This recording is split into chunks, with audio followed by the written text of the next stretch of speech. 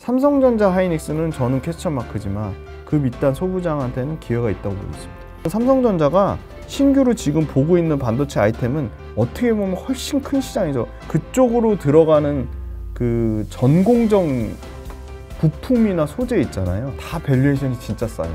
2차 전지에 대한 전액의 모멘텀도 있어가지고 상당히 좀 매력적인 기업이지 않을까. 아무도 관심은 없는데.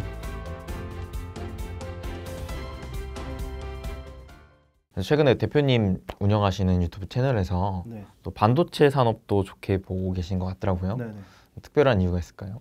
일단 전방 산업이 일단 커야 되니까, 그럼 2차 전지만큼 큰 산업이 뭘까 하면 반도체밖에 없거든요. 그게 첫 번째고, 두 번째는 저는 삼성전자 하이닉스는 퀘스천 마크지만 우리나라 반도체 소부장 업체 중에 TSMC로 납품하는 회사도 있고, 인텔에 납품하는 회사도 있고, 마이크론에 납품하는 회사도 있고, 중국 로컬에 납품하는 회사도 있는 거죠. 찾아보면 소부장 중에 상당히 글로벌 경쟁력을 가진 회사가 있는 거죠. 전 끊임없이 의심하는 건 그거죠. 숫자가 과연 찍히냐. 2차 전지 숫자가 너무 명확하게 찍히는 거예요. 연간 2차 전지 아무리 둔화됐다고 해도 40% 이상 성장하는 산업이 없는데, 숫자가 산업도 40% 성장하지만 산업도 30% 성장하지만 매출과 이익은 40% 넘게 성장하는데, 반도체는 숫자가 계속 퀘스천 마크였거든요.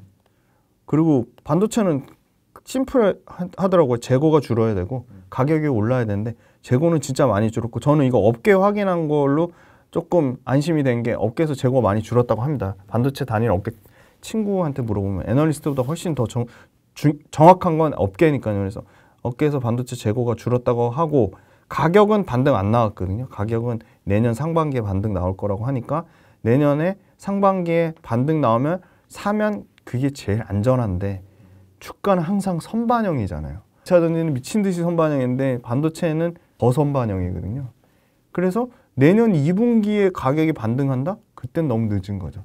그래서 상반기에 봐야 되는 것 같고, 수출 증가율이 전년 대비 12.9% 처음 그래도 이렇게 큰 폭으로 증가세를 본 것 같아요. 11월 수출 데이터가 12.9% 전년 대비 증가했으니까 큰 폭으로 보고 있어서, 삼성전자 하이닉스는 저는 퀘스천 마크지만 그 밑단 소부장한테는 기회가 있다고 보고 있습니다. 그럼 그 중에서도 좀 눈이 가는 쪽이 있었나요? 네, 일단 소부장 쪽에 장비가 너무 주목받았어요. 한미 반도체가 제일 주목받았고, 그 다음에 그 HPSP, 이오테크닉스 막 이 정도잖아요.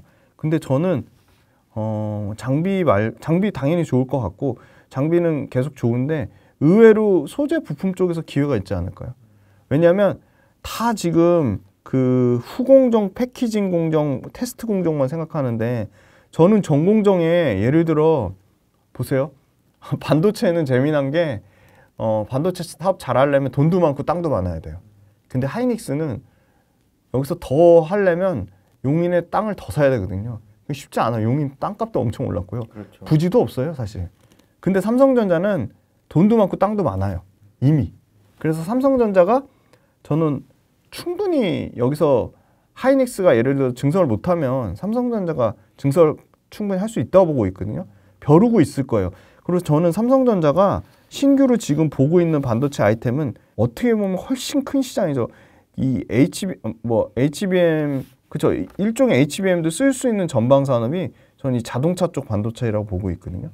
삼성전자가 알게 모르게 자동차 쪽 반도체에 신경을 많이 쓰는 걸로 알고 있어요. 그러니까 그쪽으로 들어가는 그 전공정 부품이나 소재 있잖아요. 그쪽이 좀 가능성이 있지 않을까. 소재 부품 쪽에 전공정 쪽.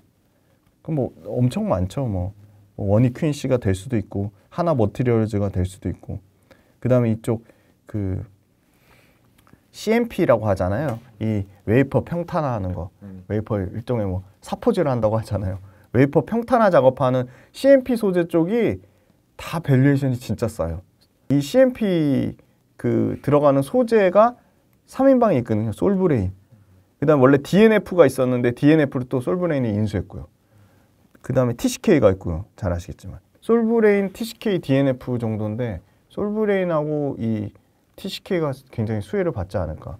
왜냐하면 이 CMP 관련돼서 이 평탄화하는 그 공정은 그 앞으로 이제 주목받을 거라고 보는 그 한미 반도체가 하는 TC 본딩. 그래서 CMP 소재 쪽의 공정이 지금 당장 한미 반도체가 쓰는 TC 본딩에도 CMP 공정이 활용되고 평탄화하는 게, 그리고 앞으로 한미 반도체도 막 개발하려고 하고 이오테크닉스도 개발하려고 하고 하는 소위 말하는 하이브리드 본딩 공정에도 당연히 이 구리를 오목하게 하는, 구멍 뚫어서 구멍과 구멍 뚫는 사이를 연결하는 그 구리를 오목하게 하는, 평탄화하는 거에도 역시 CMP 공정이 쓰일 거라고 보고 있기 때문에 그쪽으로는 솔브레인하고 TCK가 계속 주목받을 수밖에 없다.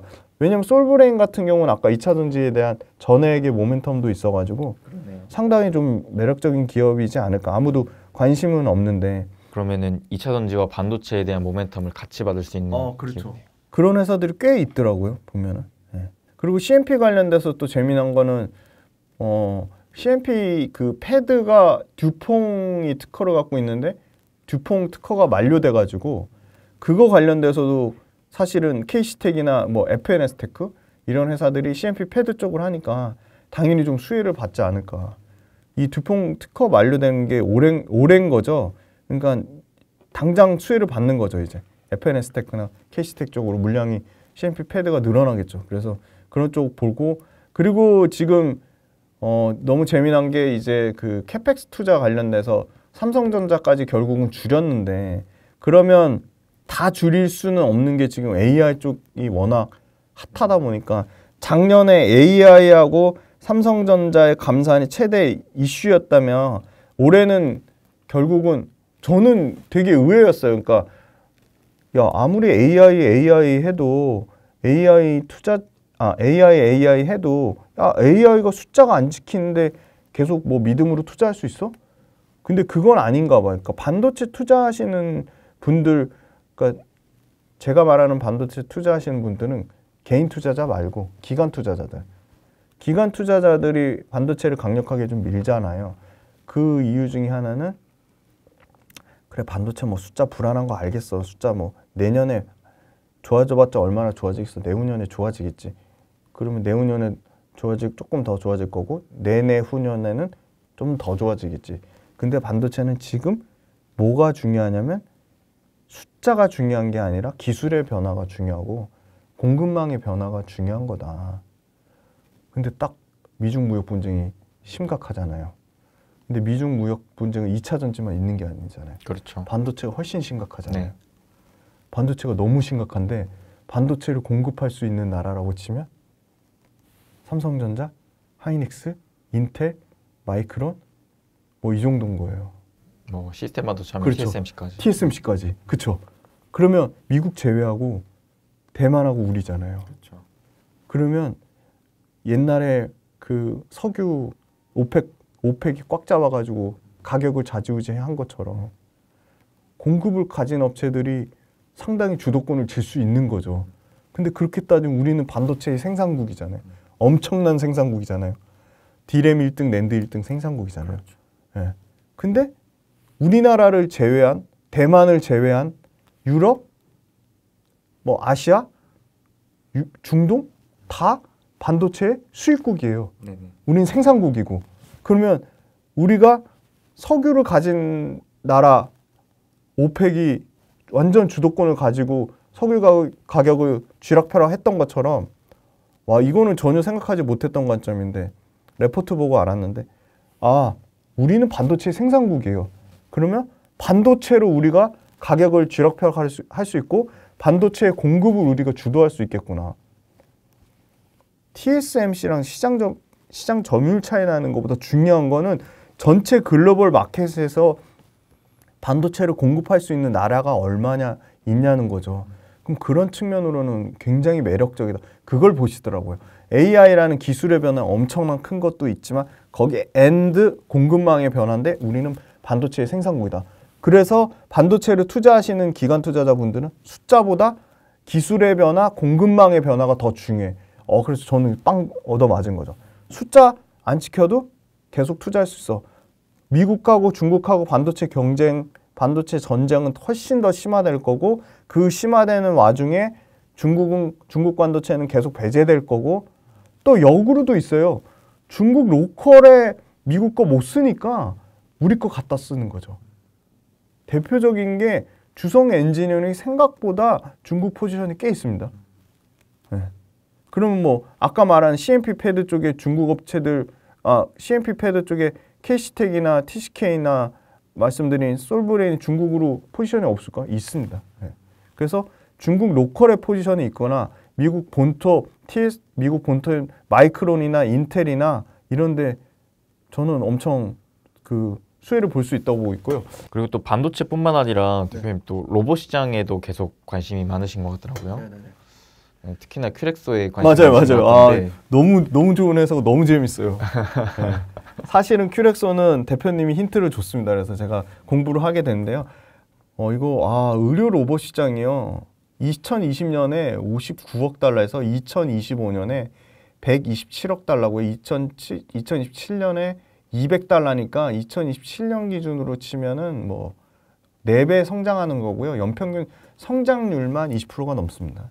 그리고 의료 로봇 당연히 기술 난이도 진입 장벽은 엄청나게 높은 거죠. 그렇죠. 서비스 로봇, 협동 로봇 비교가 안 되는 거죠. 예. 큐렉소는 진짜 대단한 게 일단 의료 로봇 시장 자체가 연평균 20% 성장하고요. 그 중에 수술용 로봇은 더 성장합니다. 25% 성장합니다. 2030년까지 168억 달러에 어마어마한 시장이고요. 큐렉소 같은 경우는 힌트를 줘서 너무 재밌게 공부하고 있는데 재밌어요. 이게 현대 그 중공업 쪽 조선 쪽에서 있는 로봇 사업부를 분사해서 떼었더라고요. 그래서 한국 야쿠르트가 최대 주주인데 한국 야쿠르트 그 윤호중 회장이 어떻게 보면 신성장 동력으로 미친 듯이 육성하고 있는 회사인데 심지어 두산 로보틱스, 레인보우 로보틱스 죄다 적자잖아요. 그렇죠.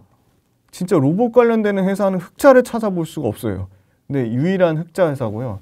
이 의료용 로봇 자체는 의료 인력 자체도 비싼데 이미 그 노령화, 고령화 돼가지고 사실은 그 의료 서비스의 질을 향상시키려면 젊은 의사들이 많이 양산이 되는데 꼭 그렇진 또 않거든요. 물론 아직도 의사가 굉장히 인기 있는 직업이긴 하지만 예전 같지 않아요. 예. 지금의 2030 무조건 의대 갈 수 있는 실력이 된다고 의대를 가냐? 그건 또 아닙니다. 그래서 상당히 다양한 직업적인 부분에 있어서 의사가 계속 엄청나게 매력적인 직업으로 될까? 그게 있고요. 의사에 대한 그 소위 말한 피로도가 많이 쌓인 것 같아요. 그러니까 의사도 당연히 사람이니까 휴먼 에러가 상당히 많이 발생해서 의료사고도 많이 발생하고 의료 관련돼서 분쟁이나 뭐 문제가 많이 생기는 거죠. 로봇은 굉장히 정밀하고 기술적으로 정확도도 높은데 단지 가격에서 상당히 부담이 많이 됐었는데 가격 부담이 급격하게 낮췄는데 그걸 낮추는데 아주 큐렉소가 결정적인 역할을 한 거죠. 그러니까 뭐 예를 들어 큐렉소의 경쟁사인 뭐 인투이티브 서지컬이나 스트라이커 같은 회사보다 가격 메리트가 최소 30% 이상 메리트가 있으니까 의사 입장에서는 레퍼런스만 있으면 안 쓸 이유가 없는데 레퍼런스가 계속 지금 이 회사가 미친 듯이 생기는 거죠. 그래서 그냥 수직 급상승하고 있는데 당장 올해 연간으로 100대 로봇 계획 목표 세웠는데 이미 3분기 때 85대 찍었거든요. 그러니까 목표치를 숫자로 증명하는 회사고 아주 그 긍정적인 거는 그 큐렉소라는 회사의 아주 강력한 글로벌 유통망인 이 메릴라이프라는 회사가 굉장히 글로벌 뭐 100개, 150개국이 넘는 순서로 150개국이 넘는 굉장히 다양한 파트너십을 체결하고 있는데 메릴라이프 쪽으로 공급하는 것도 폭풍 증가하고 있거든요. 계속 뭐 50%씩 성장을 하고 있거든요. 큐렉소 같은 경우는 이제 대표적으로 이제 큐렉소 큐비스 조인트가 있고 그다음에 큐비스 스파인이 있고 그다음에 모닝워크라고 제어할 로봇인데 이 조인트가 어떻게 보면 가장 핵심인데 미국만 지금 승인을 못 받은 거고 근데 재미난 건 미국 관련된 그 띵크 서지컬 TSI라는 회사의 인력이 다 스트라이커나 인투이티브 서지컬 그쪽 엄청난 인력이에요. 글로벌 탑5에 들었던 인력이 와서 처음에는 이 큐렉소 이 로봇 그러니까 큐렉소 이 로봇을 처음에는 굉장히 기술력이 낮고 떨어진다고 부정적으로 봤는데 이제는 연간 100대씩 팔고 그것도 계속 수정 보완되고 기술적으로 진화되니까 큐렉소 큐비스 조인트를 인정을 한 거죠. 그래서 이쪽 TSI 미국 기업에서 24년도에 아마 FDA 승인 관련된 부분이 있고요. 그리고 이제 미국 시장만큼 큰 데가 이제 일본 시장이잖아요. 근데 재밌어요. 일본은 이미 교세라랑 조인트 맺어가지고 교세라가 아주 독점 일본에서 지금 팔려고 하고 있고 당장 올해 하반기에 뭐 4개 정도 이제 공급 예정 나오고 있다고 보는데 일본이 이 인공관절 엄청나게 큰 시장이거든요. 미국 다음으로. 그래서 그 부분도 상당히 긍정적으로 보고 있고 그리고 이제 그 큐렉소가 다 외주에서 부품 조달을 하더라고요. 네. 근데 이제 뉴로메카라고 또 너무 잘 아시는 로봇 관련된 회사랑 이 뉴로메카 이 큐비스 조인트의 그 로봇 암 그 공급 계약을 200대 공급 계약을 맺었거든요. 맞아요. OEM으로. 네, OEM으로 맺어서 그게 원가 절감이 엄청나게 된대요. 그래서 외주에서 사오는 것보다 이게 훨씬 원가 절감 되면 당연히 그게 또 영업 레버리지로 마진 효과를 볼 수 있으니까. 그래서 그것도 코스트 줄이는 것도 굉장히 매력적이고. 그리고 이미 지금 글로벌로 가장 큰 빅마켓인 미국은 24년도 내년에 승인되지만 이미 지금 승인받은 국가들이 너무 많아요. 지금 호주 승인받았고요. 인도네시아 승인받았고요. 터키 승인받았고 말레이시아 승인받았어요.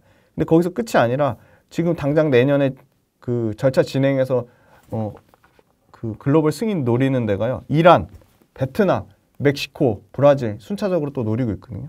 그래서 이 회사들 추가적으로 나오면 뭐 연평균 30% 이상 성장하지 않을까 봤는데 역시나 매출이 연평균 당연히 30% 이상씩 성장하고요.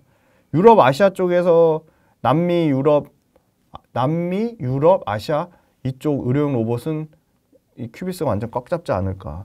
스트라이커의 아주 강력한 경쟁사가 될 것 같고요.